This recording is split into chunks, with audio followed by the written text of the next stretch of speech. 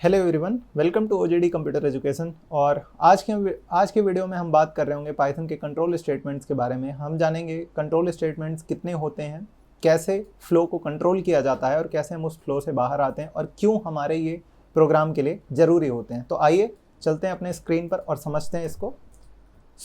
अगर बात करी जाए कि कंट्रोल स्टेटमेंट होता क्या है, तो पाइथन में जो कंट्रोल स्टेटमेंट होता है वो डिक्टेट करता है एक प्रोग्राम के फ्लो को। अब सपोज करिए आपके पास दो कंडीशंस हैं, आप इन दो कंडीशंस के बीच में प्रोग्राम को डिवाइड करवाना चाहते हो कि मुझे अगर ये स्पेसिफिक कंडीशन ट्रू हो जाए तो मुझे ऐसा करना है, अदरवाइज मुझे ऐसा करना है। तो इन कंडीशंस के लिए हमारे पास कंट्रोल स्टेटमेंट्स होती हैं। अब जो हमारी कंट्रोल स्टेटमेंट्स होती हैं वो दो तरह की होती हैं, एक होता है लूपिंग स्टेटमेंट्स और एक होता है कंडीशनल स्टेटमेंट्स। अगर बात करें कंडीशनल स्टेटमेंट्स की, तो कंडीशनल स्टेटमेंट्स हमेशा बूलियंस पे वर्क करती हैं, यानी ट्रू और फॉल्स पे। इसमें हमारे पास अगर कंडीशन ट्रू हुई तो उसके लिए ये स्टेटमेंट होती है, अदरवाइज अगर फॉल्स हुई तो उसके लिए भी एक स्टेटमेंट होती है। और ऑल्सो अगर हमारे अंदर कंडीशन के अंदर कंडीशन है तो हम नेस्टिंग का भी यूज़ कर सकते हैं। इसको कैसे करना है अभी हम देख रहे होंगे अपनी कंप्यूटर स्क्रीन पर। साथ ही साथ हमारे पास लूप स्टेटमेंट्स होता है पाइथन में, जो कि किसी सीक्वेंस या किसी कंडीशन के हिसाब से ट्रू और फॉल्स हो रहे होते हैं। अब अगर वो एक सीक्वेंस है तो वो सीक्वेंस फॉलो करेगा, अदरवाइज अगर वो एक कंडीशन है तो कंडीशन को फॉलो करेगा। और जब तक वो कंडीशन या सीक्वेंस जब तक ट्रू रहता है तो लूप की जो इनर बॉडी है वो एक्टिवेटेड रहती है, रन होती रहती है। अदरवाइज जो लूप होता है वो फॉल्स कंडीशन में एग्जिट हो जाता है। अगर हमें फोर्सफुली लूप को ब्रेक करना है या लूप को एक नल के साथ रन करवाना है तो ऐसी कंडीशंस को हम कंट्रोल फ्लो स्टेटमेंट कहते हैं, जो कि हम आगे देख रहे होंगे। जो हमारी कंट्रोल फ्लो स्टेटमेंट्स होती है हमारे पास तीन होती हैं, ब्रेक स्टेटमेंट, कंटिन्यू स्टेटमेंट और पास स्टेटमेंट। अब अगर ब्रेक, कंटिन्यू और पास की बात करी जाए तो ये कैसे वर्क करती है, चलते हैं VS कोड में और देखते हैं। VS कोड में मेरे पास एक फाइल पहले से है जिसमें हम सर्च करते हैं कंट्रोल फ्लो स्टेटमेंट के बारे में। सपोज करिए हमारे पास एक फॉर लूप है।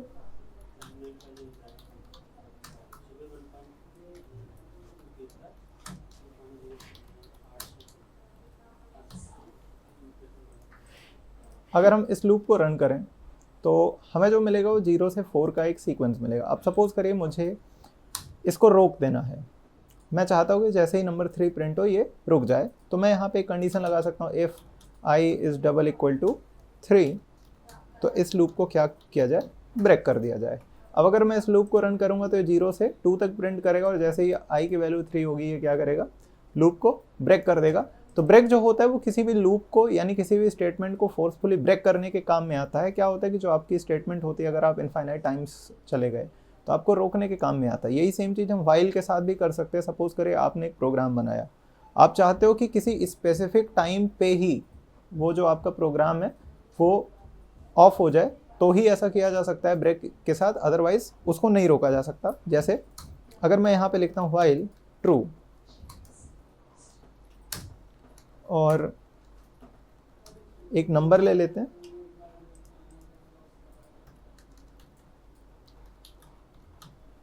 Number is equal to 5। अब यहाँ पे अगर मैं एक इनपुट ले लूँ, इनपुट जो कि इंट टाइप का होगा,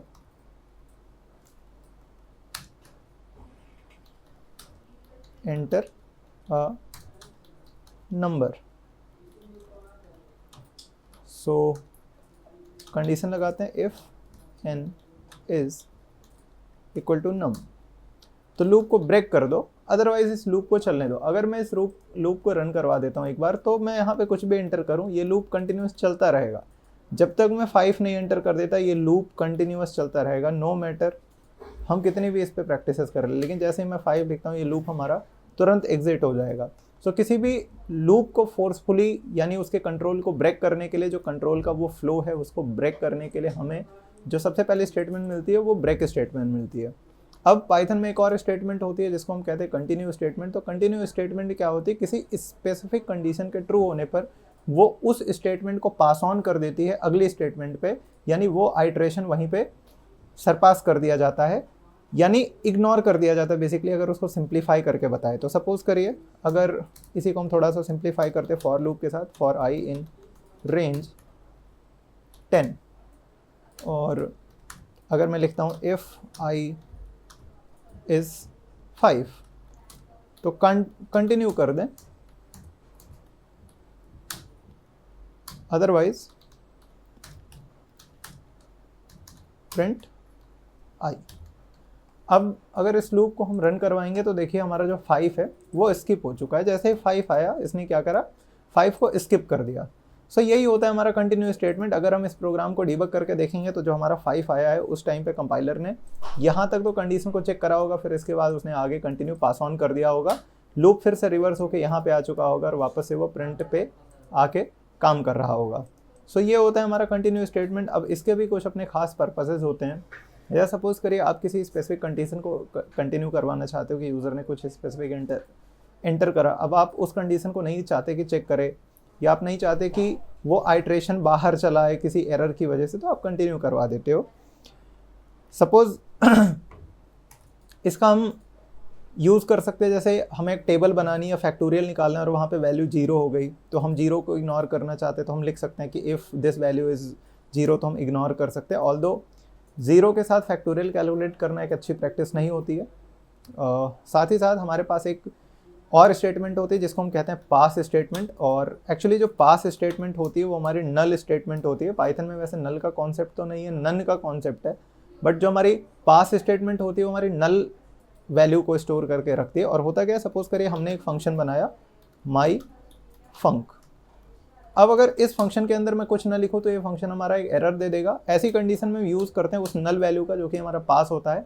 पास क्या करता है, एक्चुअली एक नल वैल्यू तो ये अपने अंदर कुछ नहीं स्टोर करके रखता और क्या करता है कि पूरे के पूरे स्टेटमेंट को पास ऑन कर देता है अगली स्टेटमेंट पे। तो आप ऐसी कंडीशन में जब सपोज करिए आपके पास कोई अच्छा लॉजिक नहीं है या कुछ आपके पास अंदर लिखने को नहीं है, बट आप चाहते हो कि आप टेस्ट करो उस कंडीशन को, या आप अपने पूरे के पूरे कोड को टेस्ट करना चाहते हो सिर्फ स्पेसिफिक उस ब्लॉक ऑफ कोड को छोड़ के, एक्सक्लूड करके, ऐसी कंडीशन में आप यूज़ करते हो पास स्टेटमेंट का।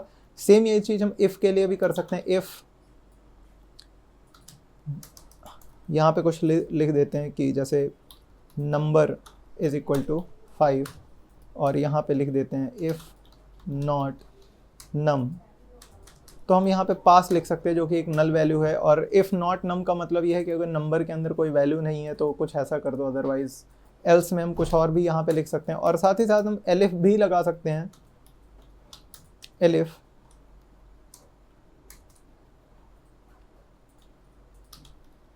एलिफ नम, तो यहाँ पे हम प्रिंट करवा सकते हैं नम को। एल्स लिख सकते हैं प्रिंट हेलो।